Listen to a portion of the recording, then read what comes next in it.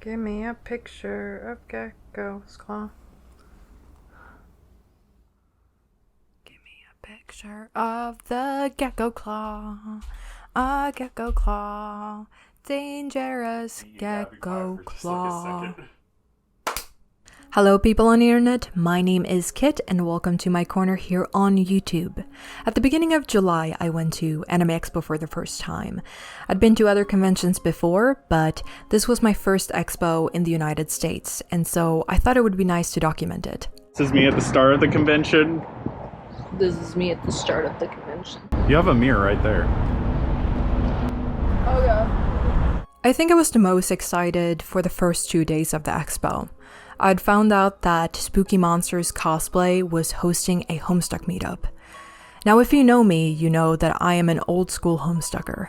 I was there at the beginning and the height of this Roman Empire of a fandom. But over time I noticed how the interest for the webcomic sort of simmered out and faded, and I was convinced for a while that it would fully fade into obscurity. However, getting the opportunity to go to the AX meetup, it kind of changed my perception of that. I got to meet so many new people just entering the fandom, and I have to say, it did warm my gray painted heart. I truly hope that more people will continue to rediscover this hidden gem on the internet and love it as much as I do. And I know the Homestuck fandom didn't have the best reputation back in the day, but at least it didn't age like Italia. Actually, if I could make a prediction or maybe a wish, it would be that more of these obscure morsels will get dusted off and rediscovered. My hope especially is for people to find and fall in love with the horror RPG maker games from the 2010s. I'm talking Mad Father, Misao, Corpse Party, Stray Cat Crossing, and my personal favorite, 𝐈, just to name a few. Anyhow, after the meetup, we sort of meandered around the convention center for a while until it was time for one of the next high points of the expo, the Hat Atelier panel, one of my favorite mangas. Now, I wish I could have gotten footage from the panel, but the host expressed that the author remained to have an air of privacy, and I absolutely wanted to respect that. It's a shame though, because the way that she chose to veil herself from the audience was beautiful. She wore this brimmed hat costume that absolutely took my breath away with its details and accuracy. It had beading and these swaying tassels, and it was amazing. We got to hear about her creative process as well as see the then unreleased trailer for the anime. And when I tell you that the crowd went wild when they saw 𝐞𝐻, I mean they howled. It was feral. The second day of AX had a tumultuous start. We had gotten up early to get tickets for the Hat Atelier signing, but the convention organizers had only assigned one line and one booth for all the private ticket-based events, and things were getting real hot and real crowded fast. I think we had been in line for a couple hours under the California sun before one of the workers announced that the Witch Hat tickets had sold out, and that was really disheartening. But I really feel for the rest of the people who had to stay and queue in line, especially those in head-to-toe cosplay. But we scurried over to the exhibit hall and sought comfort in the Studio Ghibli booth, and it did not disappoint. They had decorated the booth with a massive, fluffy cat bust statue that you could pose inside, a behemoth of a Totoro, and probably the largest Gigi plush I had ever seen. There was also soot sprites sprinkled about in the ceiling of the entrance, and stained glass leaves and flowers littered throughout, which I especially appreciated. To my great joy, I spotted some Boy and the Heron figurines, and I could tell you that that is at the great relief of my wallet, because the eBay prices for things from that movie are bonkers. Those teeth though. That's horrifying. I'd specifically been on the lookout for a heron figurine where the nose of the heron is sort of peeking out from its beak, if that makes sense. But I was also incredibly tempted by several of the other heron merch options. It's not my favorite Studio Ghibli movie, but there's just something about the depiction of this bird that really tickles my crow brain and gives me worms. The movie itself is undeniably beautiful. It's almost folklorish or fae-esque. I admired the plushies for a while and weighed whether or not getting 3 herons and a bobblehead was a justified purchase before I came to my senses and settled on 1 figurine. The rest of the stores were your run-of-the-mill Barnes & Noble selection. I'd really hoped that we would see some harder to find collectibles or even some more Japan exclusive things, but it was a pretty basic spread. Harley and I then stopped for a well-deserved dango break. He loved it, I wasn't a huge fan. My splotchy. Is my gray paint? You're free. And now you get to treat yourself. So what was the scene in Naruto? Did they kiss or something? Yes, I wish they were kissing. But it's a scene where Data and Toby are sharing these when they're on the road. Okay. Dink it and sink it. Oh, the sticky.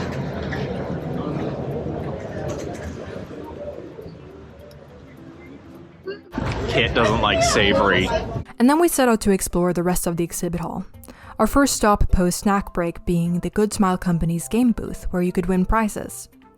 Both me and Harley really had our eyes set on this Crash Bandicoot Nendoroid, but Harley ended up winning another prize instead, which I totally forgot to film for the haul portion. There was a Beyblade tournament going on, which was really cool to see, and we all in all had fun spending time before our next stop, which was the Dungeon Meshi or Delicious in Dungeon panel. Now I know that people have already talked about what happened during this drawing Q&A, but let's talk about it anyway. We got there a couple of hours early so that we could guarantee a spot and hopefully some decent seats. We were one of the first in line and we mostly just played Pokemon Go on the carpet and rested our tired feet. But nothing could prepare me for the ocean of people that at an increasing rate started to trickle in. It filled up the entire Platinum Ballroom, if not further. We got in and Harley and I were lucky enough to get seats in the first section from the stage.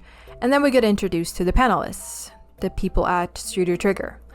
Specifically, their first-time panel host, who usually handles their YouTube.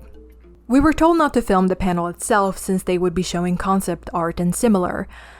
Again, a point I can absolutely understand, but while they were setting up to start the panel, 2 individuals rushed the stage. One person waving an anarchy flag with a speaker, and the other one climbing on top of the stage itself, singing/yelling. Now I'll show you the clip, but I will cover the people's faces since they really don't deserve recognition for what they did. It was really disrespectful considering how long people had waited in line to be there, and how far the people at Studio Trigger had traveled. Unfortunately, that wasn't the only mishap at the event, and I've seen a couple of people mention this but not actually explain the situation. So at the end of the Dungeon Meshi panel, they held a giveaway. It was a massive game of rock, paper, scissors where you were essentially supposed to raise your hand and rely on the honor system.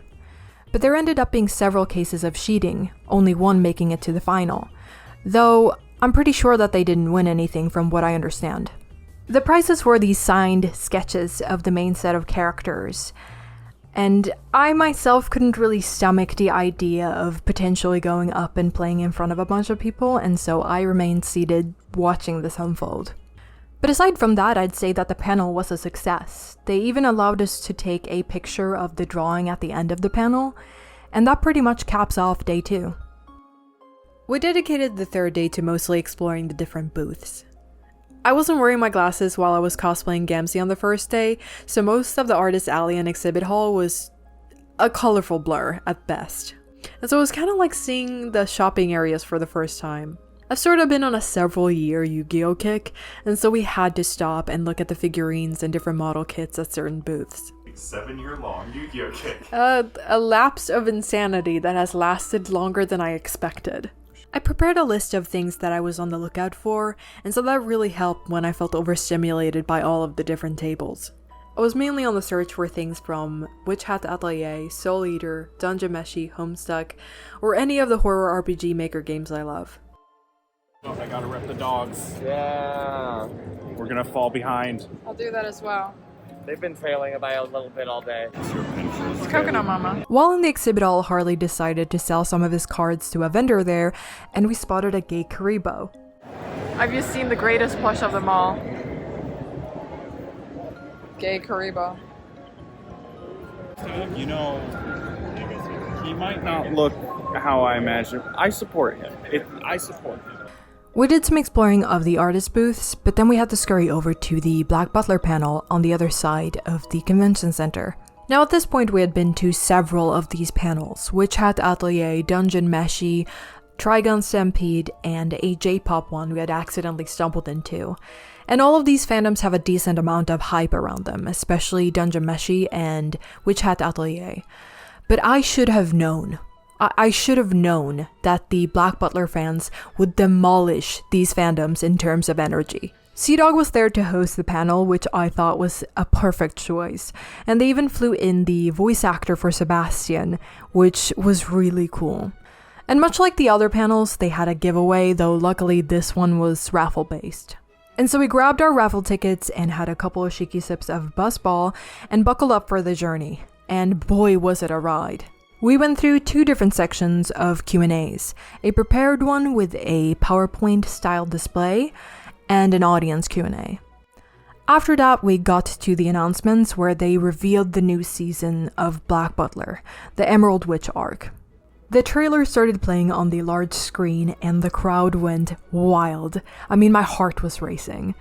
Partly because of crowd anxiety, but also partly because of the contagious joy in the crowd.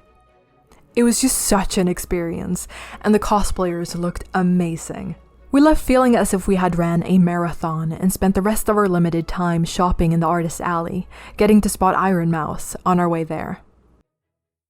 I have very little footage of the artist booths since they didn't really allow people to film in there without consent, and so I have a few snippets from a couple of artists I asked. But that pretty much sums up my first Anime Expo experience. It was a little bit scary, but I ended up really enjoying it, and I cannot wait to go next year. Anyway, thank you so much for watching. If you are curious about any of the artists from the haul portion, check out the description below. Have a magical day!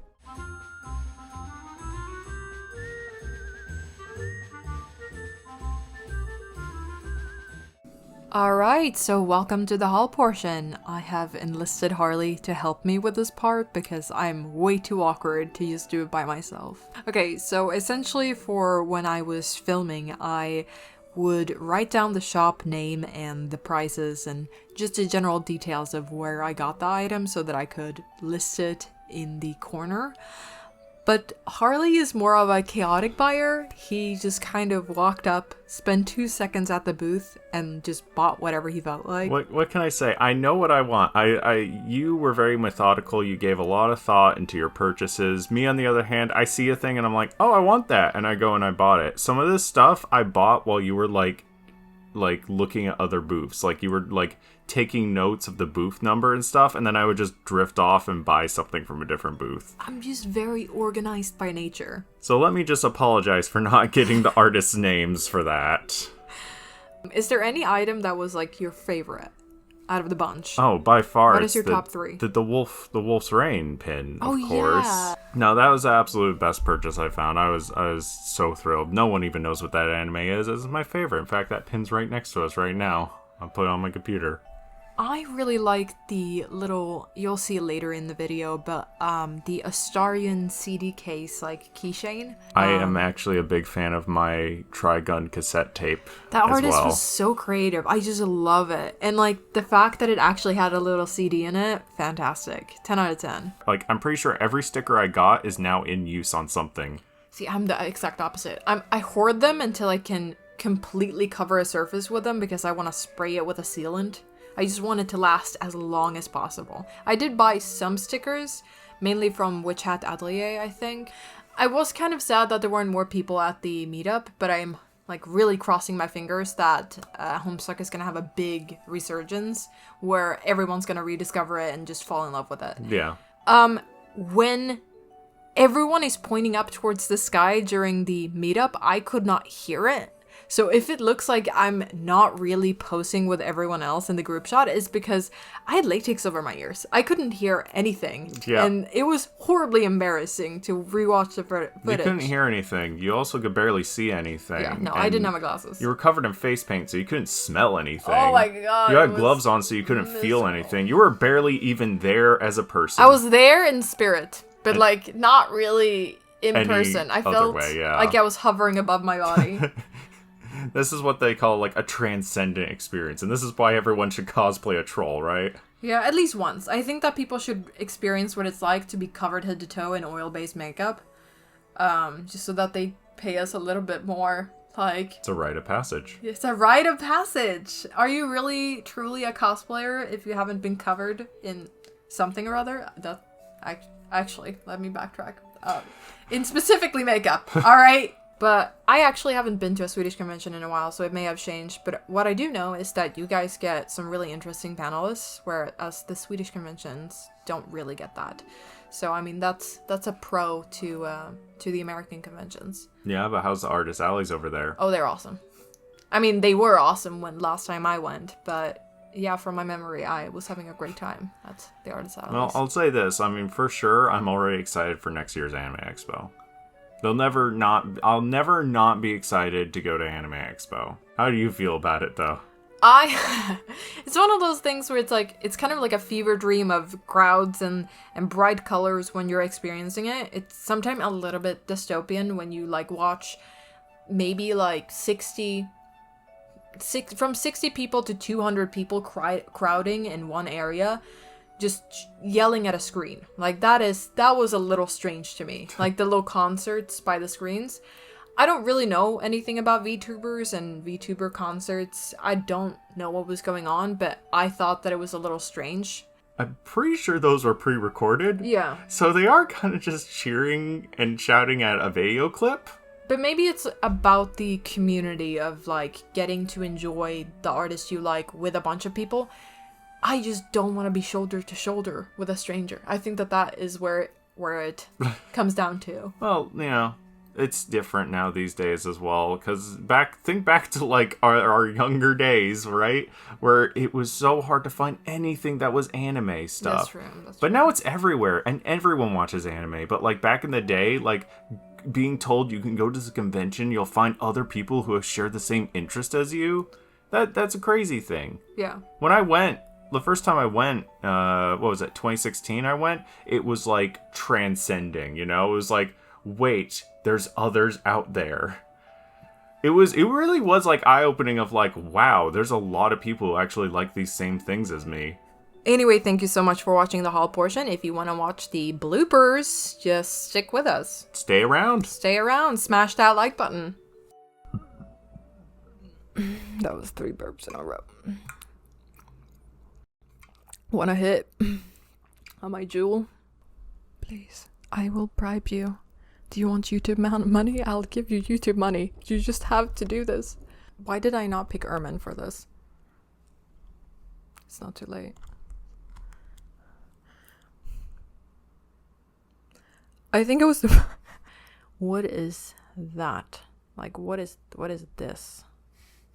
Like rigor mortis. That's what that is. And all of these fandoms have a decent amount of...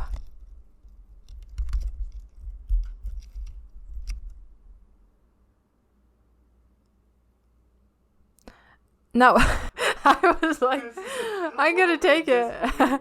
Sea Dog was... Do people just call him Sea Dog? Why the fuck is your... Sea Dog is a nickname you gave yourself. You're your... British, it would be a cricket team. Oh, that is worse. That is like proportionally worse. The fact that he's a British man calling himself Sea Dog. Sea Dog, the Sea Hound. It's more about the friendships you made along the way than the actual anime. Do you know what the issue... Do you know what the telltale sign of addiction is? That I'm sitting here and all I could think about is that Ziploc bag of frozen garlic. No, not Tails. Leave him alone. Leave my man Tails alone! No. Dude, Tails is a twink. Like, you can't tell me he isn't. Like, he just screams twink. He's like 7. Is he? Well, that is an adult in Fox years, to be fucking fair. That's a senior man. That's a twonk. I'm not playing Magic after this. I am reading my homework and passing the fuck out. I'll take an eye out of you. Looking through the shops in the main hall was a lot of fun. Looking through the shops in the mail hall. The mail hall. The Illyrian mail hall. Yeah, I was about to say, I went to the Illyrian mail hall. He sauntered over and jerked his chin in a direction, the Illyrian mail. Who is my mate.